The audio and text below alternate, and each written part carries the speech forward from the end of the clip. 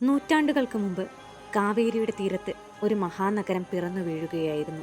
അതായിരുന്നു ചോള സാമ്രാജ്യത്തിന്റെ ഹൃദയമായ തഞ്ചാവൂർ. ഈ നഗരത്തിന്റെ ഭരണാധികാരിയായിരുന്ന രാജരാജ ചോളൻ ഒന്നാമന്റെ മനസ്സിൽ ഒരു സ്വപ്നം ഉടലെടുത്തു. കാലത്തെ അതിജീവിച്ച് തന്റെ രാജ്യത്തിന്റെയും ഈശ്വരന്റെയും മഹത്വം വിളിച്ചോതുന്ന ഒരു കൽവിസ്മയം. അങ്ങനെ ആയിരക്കണക്കിന് ശില്പികളുടെ കരവിരുതിൽ ബൃഹദീശ്വര ക്ഷേത്രം ഉയർന്നു വന്നു. പെരിയ കോവിൽ എന്ന് സ്നേഹത്തോടെ വിളിക്കപ്പെടുന്ന ഈ മഹാക്ഷേത്രം ദക്ഷിണേന്ത്യൻ വാസ്തുവിദ്യയുടെ നെറുകയിലെ കിരീടമായി മാറി. ക്ഷേത്രത്തിന്റെ 216 അടി ഉയരമുള്ള പ്രധാന ഗോപുരം കണ്ടാൽ ആരുമെന്ന് അമ്പരക്കും.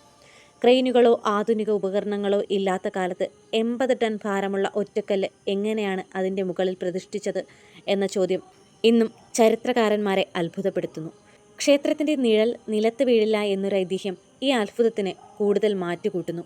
ഉള്ളിലെ ഭീമാകാരമായ ശിവലിംഗവും പ്രവേശന കവാടത്തിലെ ഒറ്റക്കല്ലിൽ കൊത്തിയെടുത്ത നന്ദി പ്രതിമയും ചോളന്റെ ശക്തിയുടെ പ്രതീകങ്ങളാണ്. കാലം മുന്നോട്ടുപോയി. ചോളന്മാർക്ക് ശേഷം നായ്ക്കന്മാരും പിന്നീട് മറാത്ത രാജാക്കന്മാരും തഞ്ചാവൂർ ഭരിച്ചു. ഓരോ ഭരണകൂടവും ഈ മണ്ണിന് പുതിയ സൗന്ദര്യം നൽകി. മറാത്ത ഭരണാധികാരികൾ പണികഴിപ്പിച്ച സരസ്വതി മഹൽ ലൈബ്രറി ആയിരക്കണക്കിന് അപൂർവ ഗ്രന്ഥങ്ങളുമായി ഇന്നും അറിവിൻ്റെ വെളിച്ചം പരത്തുന്നു. തഞ്ചാവൂർ പെയിൻറ്റിങ്ങുകളിലെ സ്വർണ്ണത്തിളക്കവും കർണാടക സംഗീതത്തിൻ്റെ ഈണങ്ങളും തലയാട്ടുബൊമ്മ എന്നറിയപ്പെടുന്ന ആടുന്ന പാവകളും ഇന്നും തഞ്ചാവൂരിൻ്റെ സാംസ്കാരിക പൈതൃകത്തെ സമ്പന്നമാക്കുന്നു.